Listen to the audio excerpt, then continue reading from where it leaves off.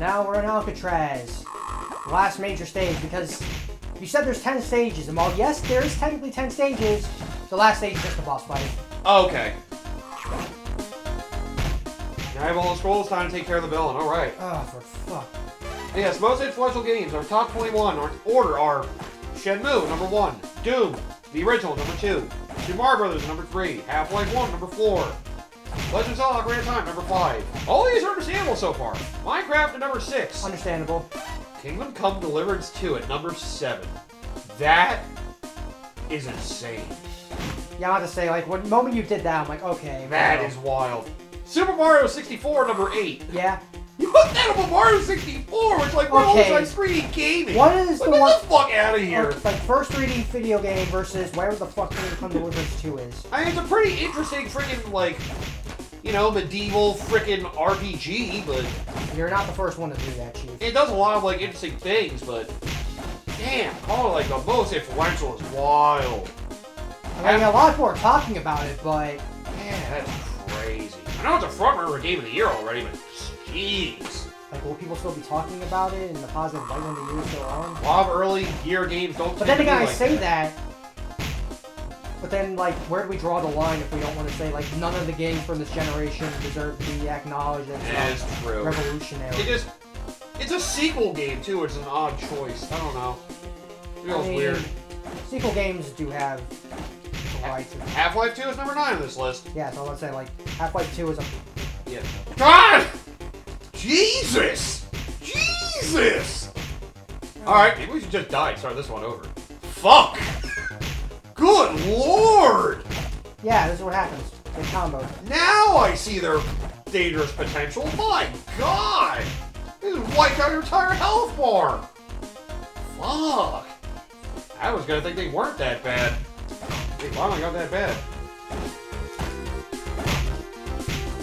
The Sims at number 10.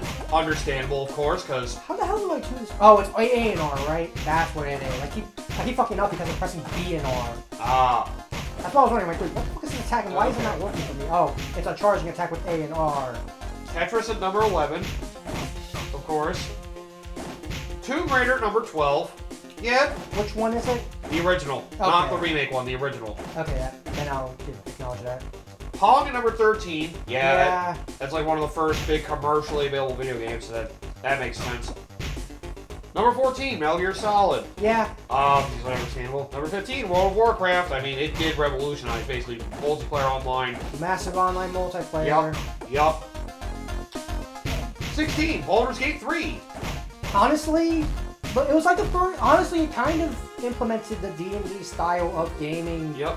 To game. So that one, I know a lot of people might go, what the fuck, why that? When yeah. It is different enough from, like, stuff like, you know, Final Fantasy and a lot of the action RPG stuff that... I still feel I'd say the original 2 were better than 3. Jeez, this is gonna be close. Number 17, Final Fantasy 7. Yeah. I'm not surprised to see on that list. Number 18, Dark Souls, for better or worse. Worse. The only Souls game on this list. I would honestly put games like Devil May Cry on that list more. Yep. They don't have any of those kind of games on this list. No Devil May Cry, no Bayonetta, no Ninja Gaiden, nothing. 19, they got Grand Theft Auto 3. 20, they have Skyrim. And yet you have Kingdom Come over. Well, Skyrim does kind of deserve to be on there, as much as we may not be the biggest fan of it. And 21 is Grand Theft Auto, the original.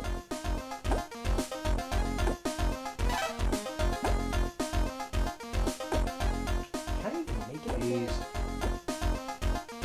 Oh, that was influential games all time as voted by the public. Oh, that explains a lot.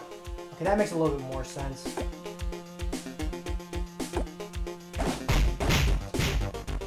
That's crazy. That explains a lot. How dare you have wrong opinions? And then just send me to a list of video games considered the best. I feel like I've read this a long time ago. The very first game on that list is The Oregon Trail from 1971. Jesus Christ, that game is over 50 years old. Oh my god.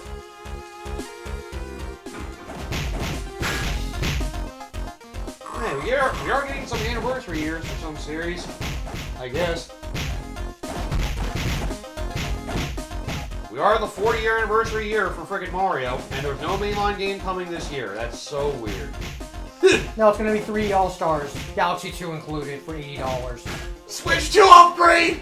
Yo! That would be so fucked up! Yo! Oh my god.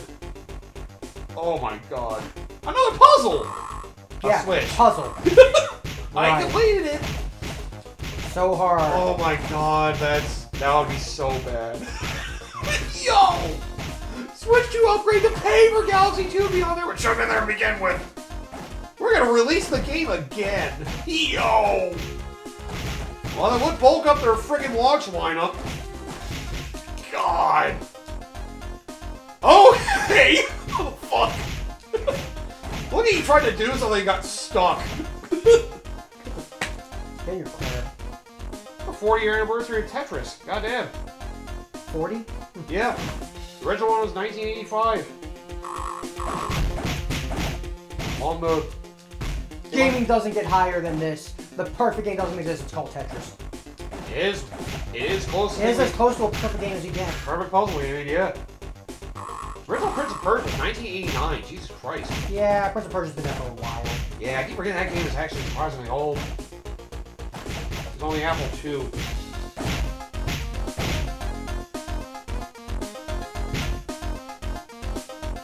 Final Fantasy IV was from 1991. Oh, goddamn. Well, so close! You can't take care of me so easily, damn it!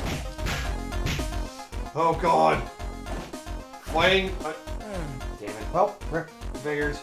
Oh, next year's the 35-year anniversary of Sonic the Hedgehog. Oh, boy.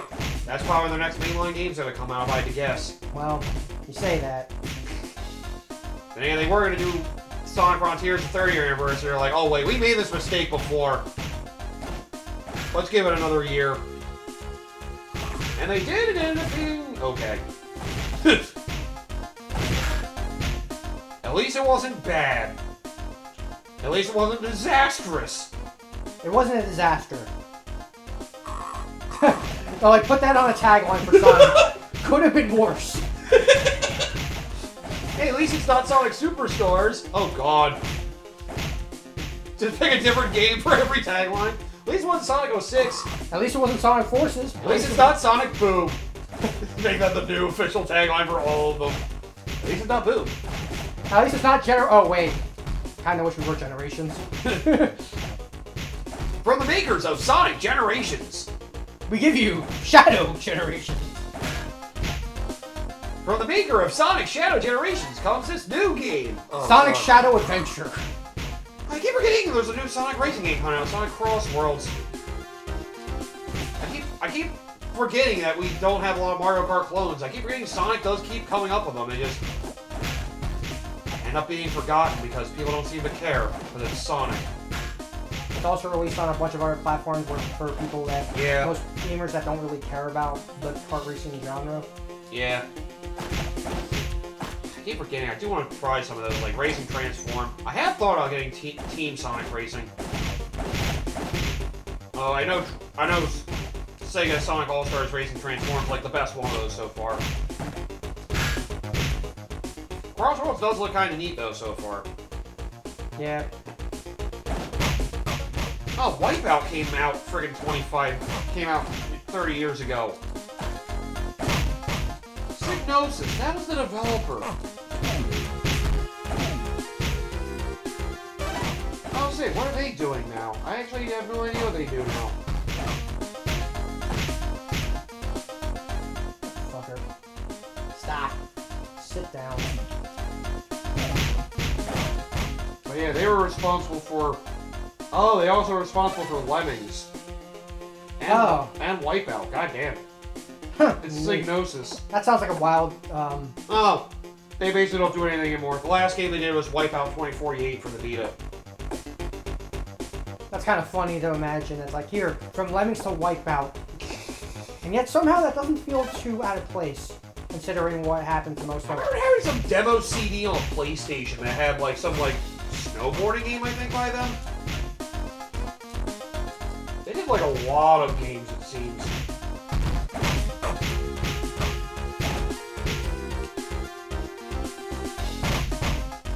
There's also a Rush Hour video game they did on the PlayStation 1. Oh, they were responsible for Bug's Life. Oh god. They made a lot of games back in the day. Jesus Christ. Oh, Wipeout 64. I had that one. That was my only exposure to the Wipeout games. I remember that one actually being kind of fun. Yeah, that one was alright. I'm trying to remember what the really good one was that everyone really liked. Oh, they mostly focused on Wipeout once they became SCE Studio Liverpool. Oh, it was a Sony studio. Okay. They officially became a Sony studio. And then disappeared after 11 years. Entirely pointless now because you fucking killed me. Fuck you. I'm trying to remember the name of a really good Wipeout game. I don't think it was 3. Maybe it was. God, you fuckers. Yeah, these guys are really annoying. These ninja enemies are a pain in the ass. Well, good enough for a last stage, I guess. Maybe Wipeout 3 was the one I was thinking of. I know one of those seems really good. Oh, Worms is also 30 years old. Sit.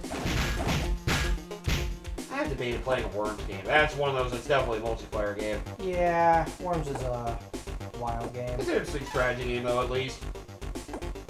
Watched enough of it to know what it's about. It does seem fun.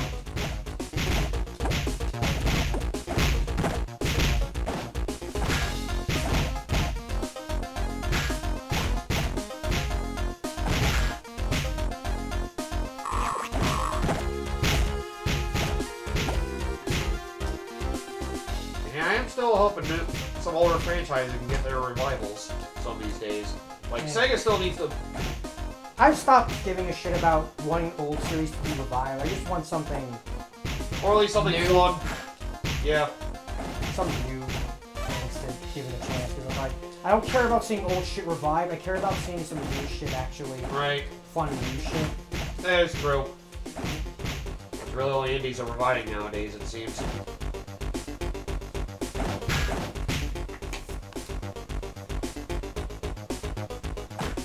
You got the puzzle again! You remember to do this one?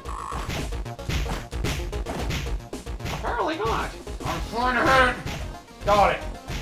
Now leave me alone, damn it. Man, these ninja enemies are a pain in the ass.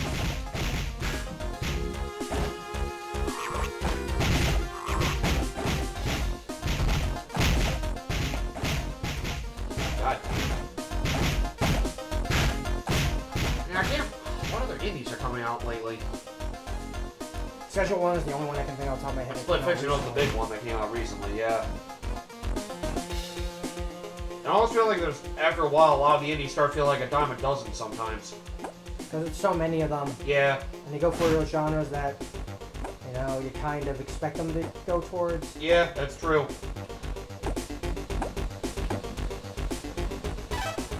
It is hard to find your standouts nowadays.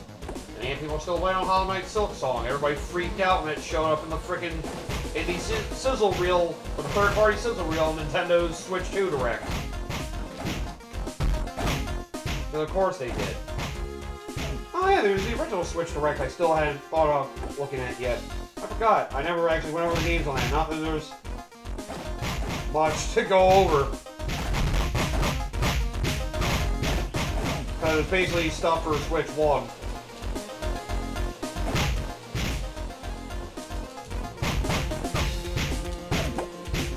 It was, well, I'll say it's definitely one of the weakest Switch Directs there were. Well, that was where we got details on Prime 4, and a lot of the plot points and how that game worked. Oh yeah, there's one other thing about the Switch 2 that we neglected to talk about that I just remembered. You want to pay for a demo? Oh, right! The Welcome Tour! I've heard from people that had hands-on experience that it was good, but why can't Nintendo do pack-in titles anymore? Why? Come on, friggin' Sony did the PS5 with friggin' Astro's Playroom. People really liked that one. Nintendo hasn't done one since friggin' 3DS, where they had like a lot of little software things like Trace Reader, the AR card reader thing, and the whole Street Pass system they had. They had a lot on that to start. The Wii U, if you want to calculate the deluxe version, had Nintendo Land as a free download, but well, that requires you getting that version, so I wouldn't really count that. DS had Metroid Prime Hunters. That's the whole reason I went over that video to begin with. That and Hyper Prime 4, but yeah, I miss when they used to do package titles. I mean, come on, Wii Sports is like one of the biggest of Wii's titles. Package titles are a great way for you to experiment with the system. It also gives everyone a free game to actually be able to play. Yeah, and actually, get used to some of the system's unique mechanics. Now the fact you're making us pay for it is a big slap in the face. Oh, this guy again. Oh god, he was a pain in the ass the first time, too. I hope this is the end of this stage. So I guess that big demon is the one we're going to be fighting in the next stage. Okay. Get your other flunkies out of here. I don't want to deal with them.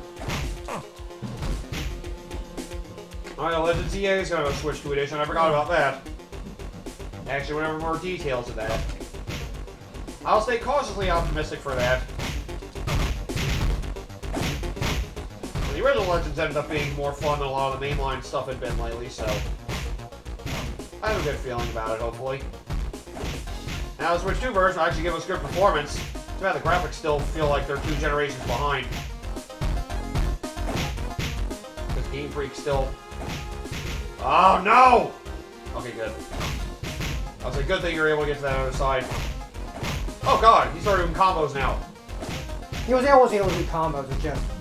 Yeah, he just was not doing them lately. Oh, come on! Woo! Good. Alright. Oh. You must switch and do. Careful. And yeah. Go, Jackie! Alright then. So I guess there's a checkpoint here. I believe so. I hope so. So, let's let you do. You can stand in the way of my world domination, Mr. Cat. How the story was wrong. Alright! So it is time to deal Shed do. Oh god, he's big. Yeah. This is his true form, I guess is the best way to put it. Because we only seen some of the demons. There's actually an earth demon, which is kind of like a bull, a thunder demon. Okay. He uses lightning. He is the fire demon. Okay. Ow! The fuck?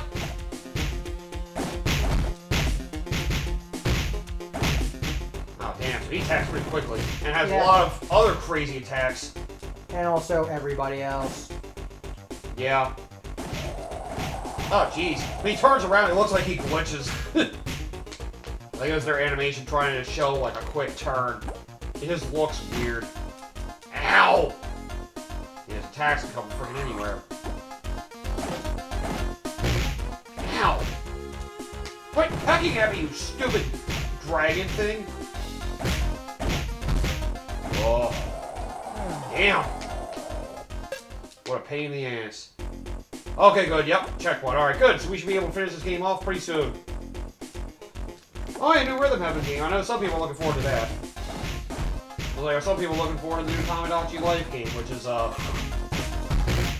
you know, it's a weird life sim from Nintendo. It's kind of neat, I guess. And people have been embracing the memes with that game lately. So people have been remembering that game, even before the sequel's announced.